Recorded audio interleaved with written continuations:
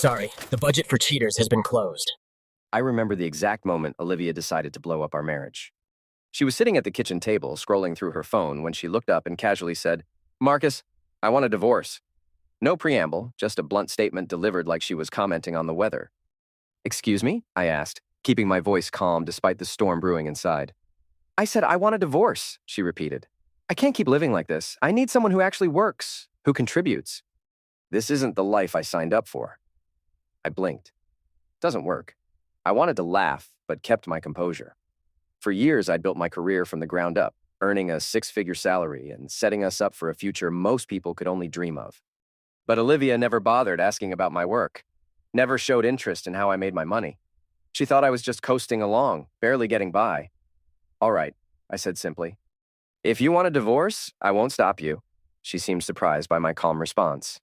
"Good, because I've already spoken to a lawyer. You'll need to move out by the end of the month. Move out of my house?" The nerve was almost comical, but I didn't argue. "Fair enough." In our bedroom, I sat on the edge of the bed and let it sink in. This wasn't about divorce. This was about power.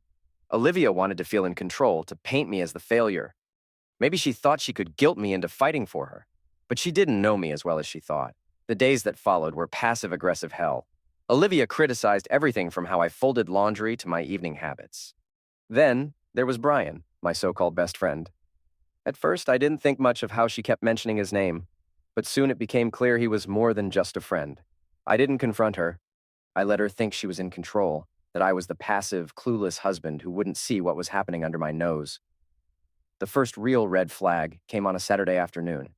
Olivia had just returned from lunch with Brian, laughing with flushed cheeks in a way I hadn't seen in years. When I asked what was so funny, she waved me off dismissively. "Oh, it's just something Brian said. You wouldn't get it." I wouldn't get it? Since when had I been on the outside of our marriage looking in? The answer, I realized, was far earlier than I'd cared to admit. I started noticing more things. The texts she'd type with sly smiles before quickly locking her phone. The way she'd suddenly dress up more whenever she had plans with Brian. The excuses about how they were just friends or how I was overthinking. Things. Overthinking. That's the favorite word of every guilty person trying to shift the blame. One evening, as I packed a suitcase with a few essentials, Olivia leaned against the doorframe with arms crossed and a smirk on her face. "So, have you figured out where you're going to stay?" she asked, her voice dripping with condescension. I zipped up the bag and turned to face her. "Don't worry about me, Olivia. I'll be just fine." She huffed, clearly annoyed by my calm demeanor. "Good, because Brian and I are planning a dinner party here next weekend.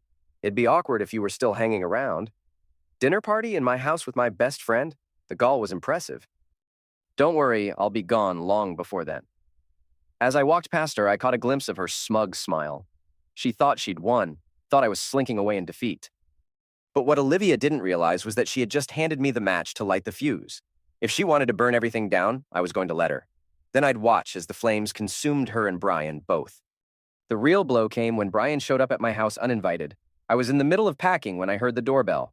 Opening it, I was met with Brian's ever-confident grin as he strolled in without waiting for an invitation. "Marcus, my man," he said, like we were still the closest of friends. "How's it going?" I stared at him, every ounce of patience in my body strained to its limits. "What do you want, Brian?" He leaned against the wall, all nonchalance and charm. "Just checking in. Olivia told me you were moving out, and I thought I'd see if you needed any help." Help from the man who was quite literally moving into my life. The audacity was almost impressive. "I've got it handled," I replied curtly, turning back to my packing. Brian lingered, and when I glanced over, I could see the wheels turning in his head. He wasn't just here to check in. He was here to rub it in, to stake his claim. "Listen," he said, his voice taking on a tone he probably thought sounded sincere. "I know this must be hard for you, but things happen, you know? Life's unpredictable." "Things happen," I echoed, turning to face him fully. I took a slow step closer, forcing him to meet my eyes. "Yeah, Brian, things do happen. And sometimes they come back to bite you." For the first time, he faltered. The confident smirk wavered, replaced by something almost resembling uncertainty. I didn't wait for him to recover. I turned back to my suitcase, effectively dismissing him. "You've always been a cool guy, Marcus," he said, awkwardly retreating toward the door. "No hard feelings, right?" "As unpredictable." "Yeah, Brian. Things do happen, and sometimes they come back to bite you." For the first time, he faltered. The confident smirk wavered. I turned back to my suitcase, dismissing him. "No hard feelings, right?" he said, retreating. I didn't respond. Silence is powerful when someone's desperate for a reaction. Divorce proceedings were swift. Olivia came dressed to impress, in a tailored dress that screamed sophistication and with a confident smile that made my stomach churn. And there, not too far behind her, was Brian, lurking like a shadow. He didn't come into the courtroom, of course. He wouldn't dare. But the fact that he was there at all said everything I needed to know.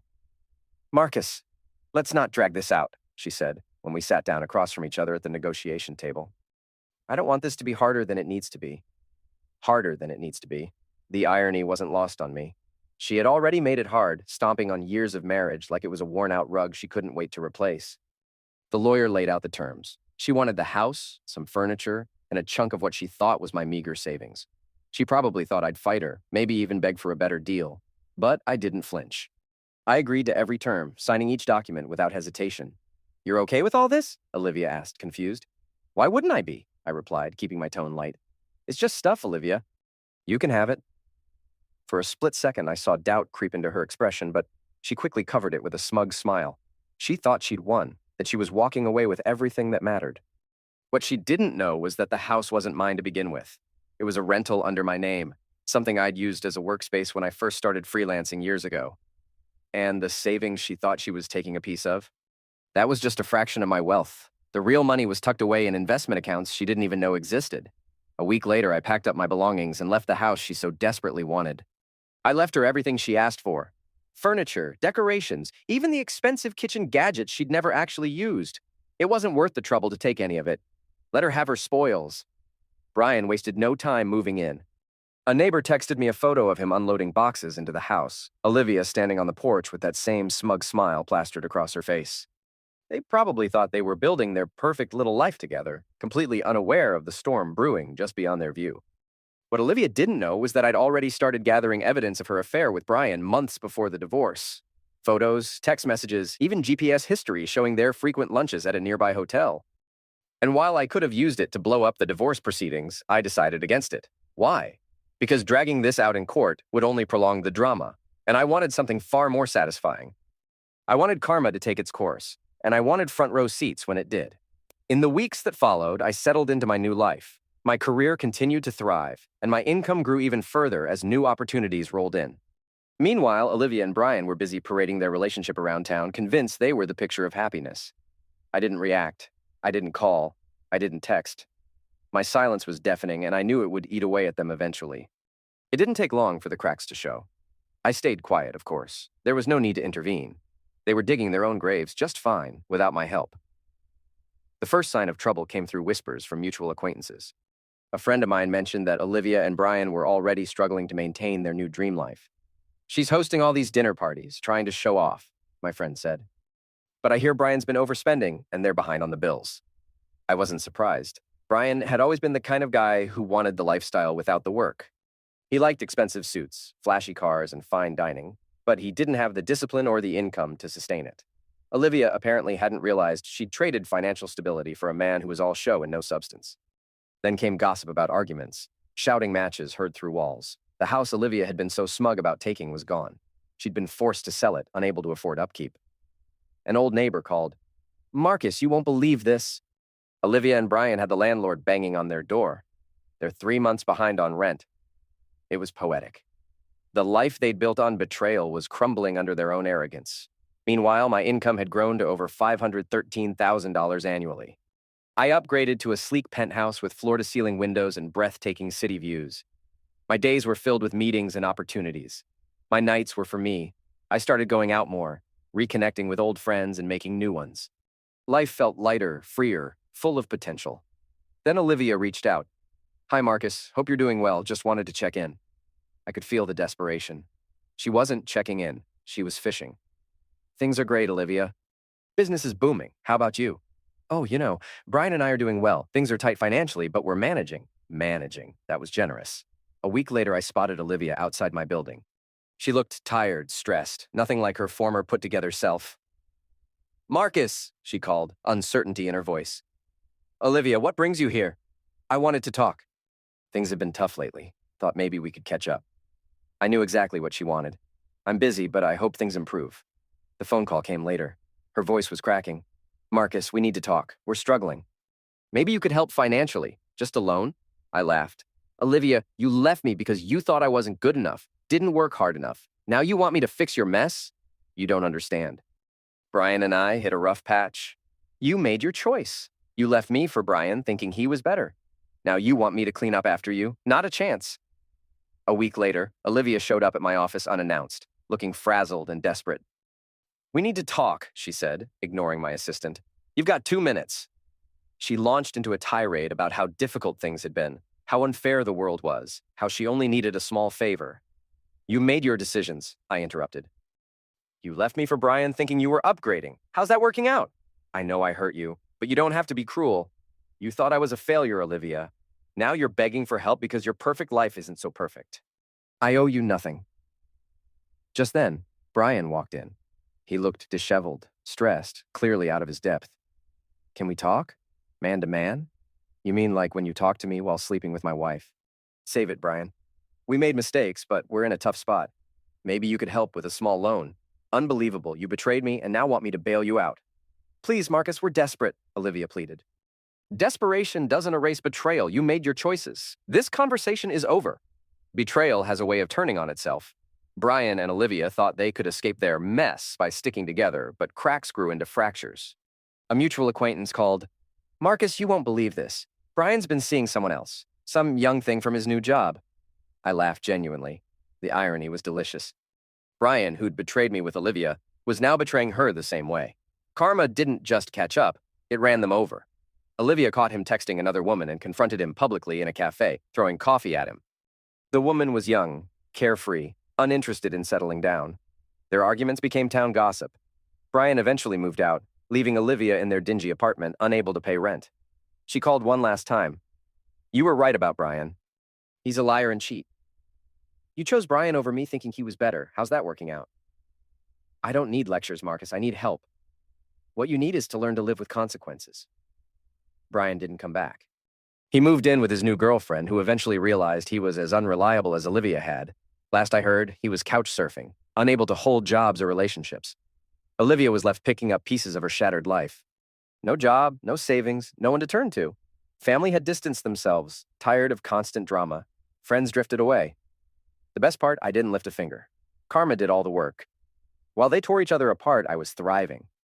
Work flourishing, life peaceful, future brighter than ever. I learned to value myself in ways I never had. For years, I'd poured energy into keeping Olivia happy, meeting her impossible standards, losing sight of my own worth. Now, I was reclaiming it. My therapist once told me, Marcus, you're not responsible for other people's choices. You're only responsible for how you respond to them. Those words became my mantra. One evening, I ran into Olivia at a grocery store. She was in the generic brands aisle, her cart filled with store-brand essentials, looking like a shadow of her former self. When she saw me, she froze. Marcus, she said, voice barely above a whisper. Olivia, I replied, keeping my tone neutral. She looked defeated, broken. The confident woman who demanded a divorce was nowhere to be found. In her place stood someone hollow-eyed, worn down by her own choices. I hope you're doing well, I said genuinely. I had moved beyond anger. She nodded quickly, eyes darting away. You too, she mumbled before hurrying down the aisle. As I watched her leave, I felt free. Free from anger, from the need for revenge, from caring what happened to her next. Sometimes the best revenge isn't watching enemies fall. It's rising so high their failures become irrelevant. Almost a year later, I was at a charity gala as a major donor. That's where I met Sarah, a brilliant marketing executive. We'd been dating 3 months, building something real and substantial. As we danced, Sarah said, You know what I love about you, Marcus? You're so present. I feel like I'm with someone who knows exactly who he is. In that moment, I realized Olivia hadn't just left me. She'd given me the greatest gift. She'd forced me to discover my own strength, worth, and capacity for happiness that didn't depend on anyone else's approval. Sometimes the best revenge isn't shouting or fighting. It's silence, patience, letting others dig their graves while you build your empire. The best revenge is living well. By that measure, I hadn't just won. I had transcended the entire game. They hadn't just left me. They had freed me. Every day since had been a step forward into a world brighter, bigger, and better than anything they could have imagined.